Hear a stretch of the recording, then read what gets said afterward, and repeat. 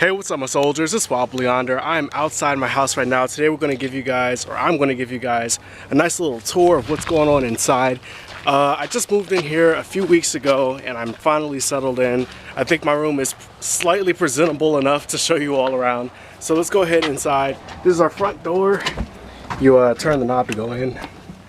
And I don't think she's home. I have two roommates, Justin and Simona.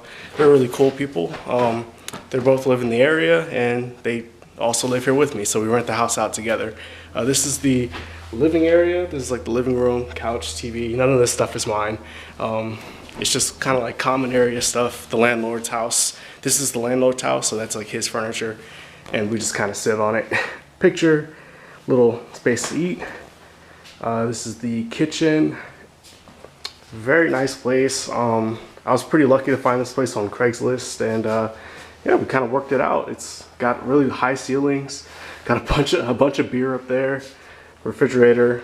This is their side of the cabinetry. This is my side. I still don't have a whole lot of stuff in here. It's like I had to throw away all the old guy stuff because he still had some food in here. Man, I'm really ashy, but I'm sorry, ADD. But I got some beefaroni, a waffle maker, and a big can of beans. That's about all my stuff, and my George Foreman and my protein down there. So all this is my space. So I got plenty of space in there. I can also use the cabinets and stuff over here if I had big pots and pans, or if I want to. And yeah, this is another sitting area over here. Fireplace, functioning fireplace. The owner of the house is really into planes like I am, so he has a bunch of like propellers and like different pictures of planes and stuff like all around the house, so it's pretty cool. This is the downstairs bathroom, which is also serving as the laundromat. So we have in-house washer and dryer. They work pretty well. You know, detergent, a bunch of cleaning supplies over here, so we will not go low on cleaning supplies anytime soon. Mirror. Hey, what's up, guys? This is what you guys look like. I'm looking kind of scruffy today. I've been unpacking and I'm finally done unpacking. So yeah. Back here is backyard. It's not a very large backyard, but I usually don't go outside anyways, so it's not a big deal. Yeah, it's a nice decent sized house. 3-bedroom, and up here is the stairs obviously, so let's head upstairs. Let me get my slippers. Ugh. Yeah, I get, if the landlord was here, I would be sharing the bathroom with him, but he isn't here right now. So that's the bathroom right there, full bathroom. And since he's not here, I basically get my own bathroom to myself. This is my bedroom, grand reveal. Aww. So I came here, and the previous owner, or like the previous renter, I guess, the previous tenant, he had actually built his own bed frame. So this bed frame down here, he actually built it himself. Mattress I had to buy myself. So for about 3 days I was sleeping on the couch before I found a mattress. Found it pretty cheap for about 200 bucks at a outlet store. There was a furniture store downtown and I went there, but it was like $400 or $500 for this mattress. Down the street is like their expo, I don't know, like a overstock kind of thing. So everything is on clearance. And I went there and it was like the same mattress that I guess they had ordered too much of, so they were selling it for cheaper. So I bought one of those, and I'm really dark probably, I'm sitting away from the light. So I went there and I got that mattress, and here it is. It's really comfortable, really nice. Over here's my closet. Down there's my shoe rack. Ow, I just stepped on my tripod. Down here's my shoe rack. It's my picture of me at BMT. So pretty straightforward. My American flag's up there. There's my Maryland flag, which I still haven't hung it up yet. I haven't hung up anything. My walls are pretty barren.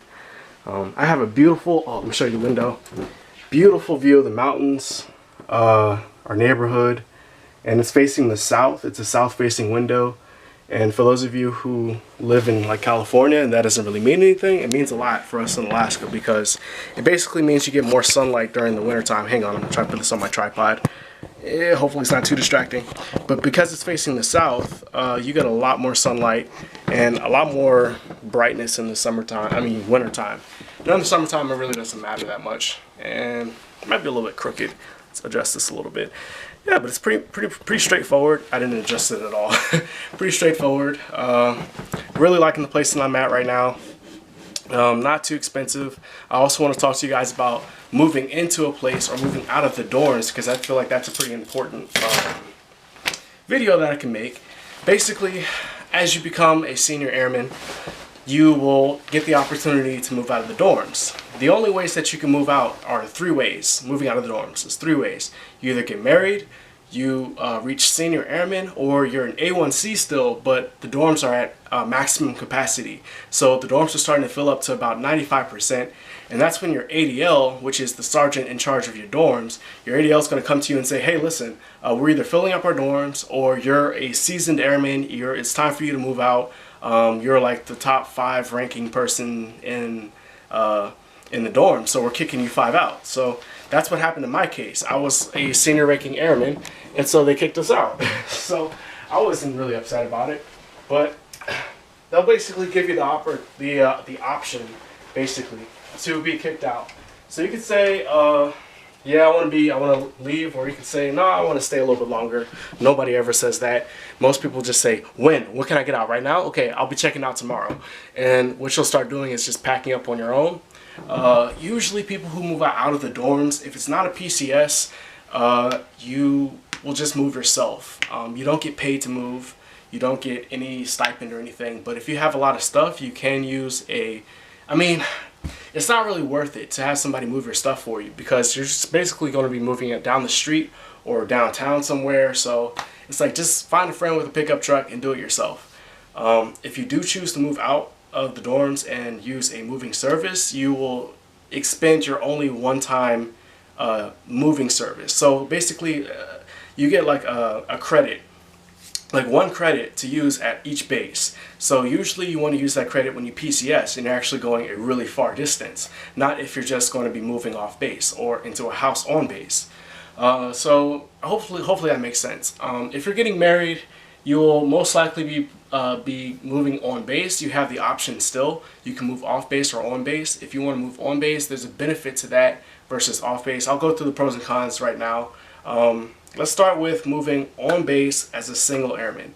When I say single, that means you don't have any dependents, you're not married. If you want to move on base into a house on base, you just have to go to the base housing office and say, hey, I want to look at a house, show me a house, and if you like it, you can move in. If you don't, you can actually find another house. If the one that they show you don't like, or you don't like the location, you could say, show me another one. But I think you get 2 houses that you can look at, and if you don't like either one of the 2, you have to accept the 3rd one. So it's kind of a gamble that you're rolling there.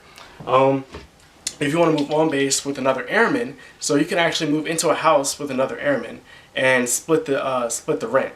So how that works, you get this stipend called BAH, which is basic allowance for housing. And BAH basically gives you about $1,000, maybe a little bit more than that actually, to move off base. Actually, let me move this tripod over just a little bit. So once you get your stipend, you can use that for rent. It also includes utilities, so you don't get extra stipend for utilities. And what happens is, any money that you don't spend, you get to keep if you're living off base. If you're living on base, they take all of your BAH. So say you get $1,000 for your stipend for rent. If you live on base, they're going to take all of the $1,000, but you don't have to worry about utilities, you don't have to worry about rent, you don't have to worry about maintenance, water, all that stuff's paid for. The only thing that you'll have to pay for is cable or internet, if that's what you want. If you live off base, you'll get the $1,000, and you could live in a place that costs $600 and keep that extra $400. Your BAH depends on where you're going to live, where you're going to, not where you live, but where you're stationed. Everyone at your rank, at your station, gets the same BAH. As you start to rank up, you get more BAH.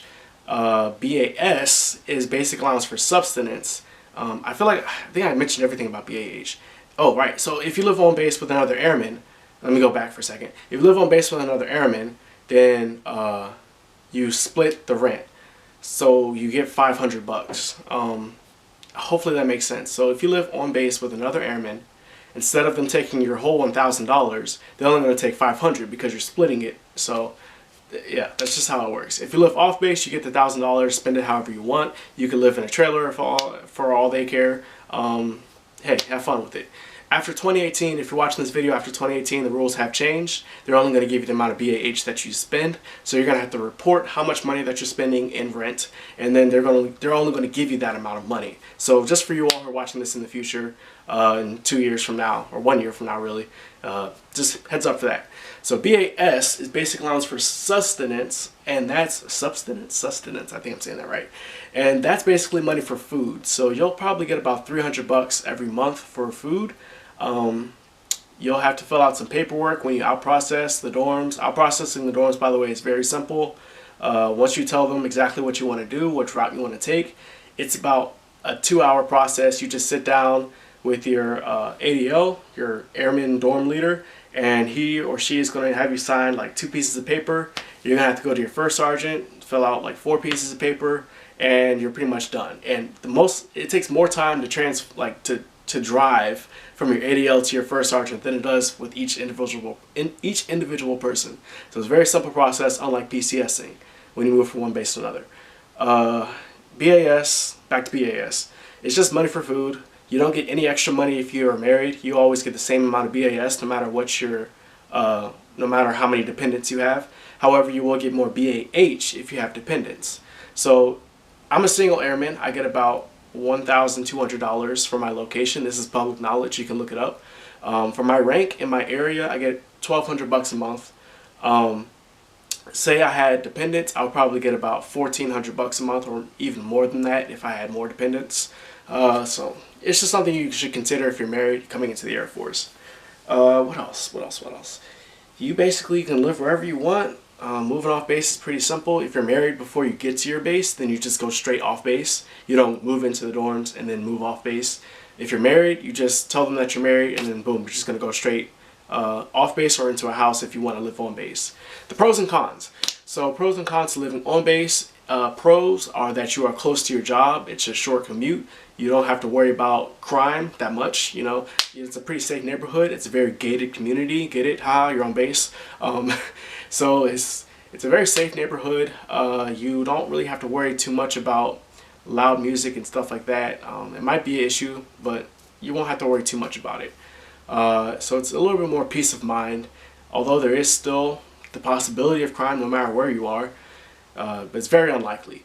So those are pros. Cons living on base for me would be I'm too close to work. I want to leave base. I want to go away from work, get that separation, get that reprieve, get that all right, I'm home. You know, I'm not on base. You know, I don't feel like my house looks the same as everybody else's house. I don't have to cut my grass a certain specific way, and nobody's going to come and inspect you, which actually doesn't happen on base either, unless your sergeants feel that you need an inspection. Then nobody's going to bother you. But I would just feel like I'm still at work all the time if I was living on base. That's why I chose to move off base. I think that's a con. I also think it's a con because that's basically it. It's just you're just too close. Everybody's house looks the same. You don't get to meet any new people. You're around the same people you work with. I got to meet a bunch of new people just by moving off base. I already met my roommates. My roommates have some friends that they introduced me to. We all had a great time last weekend. We went salsa dancing, which was awesome. So, hey, you get to meet a lot of new people, and they're civilians. They call you Matt, not Airman Simmons, not Airman. So it's just kind of nice to feel like you're not in the military for just a few hours a day. It's kind of a good reprieve. If you live off base, like I already said the pros. The cons are you have to now commute. You have to maybe drive to work. You have to account for traffic. What if there's a car accident before you get to work? You're going to be bogged down by that. You might be late for work, so now you have to leave a little bit earlier. You have to wake up a little bit earlier, and so that cuts into your private time a little bit more. You also have to drive home, which commute back home. Gas money. You have to pay for rent and utilities, and you have to worry about that. Put that into your stipend. Although you will probably make a lot more money living off base, I think that's another pro, you still have to consider the bills that you will have to pay. HOA fees, stuff like that. You also would have to consider snow, weather. In my area in Alaska, you have to consider, is it going to be snowing 3 feet tomorrow morning? Will I have to, dig my car out of my driveway? we'll have to account for that, wake up a little bit earlier. So there's just other things that you have to consider. On base, most of the time they keep the roads pretty clear, so you wouldn't have to worry about that as much. But maybe if you live off base, maybe your road won't be plowed. So that's something to keep in mind. That's pretty much all the pros and cons. I feel like I've been rambling now. Hopefully I've given you all some great information about moving off base. I haven't put up a video in probably about 2 weeks now, so it's been a very interesting vacation. Oh, I'm getting a phone call. Hang on. Well, that's pretty much the end of the video, guys. I gotta answer this. This is my friend Tanisha. Hold on, let me call you back. Alright, bye. So that's pretty much the gist of it. If you guys have any questions, please leave them down in the comment box below. Make sure you like and subscribe. I will see you guys next time. Peace out. I'm trying to think if I forgot anything, but I don't think I did. Now she's texting me. Alright, but I'll see you guys next time. Thanks for watching. Peace out.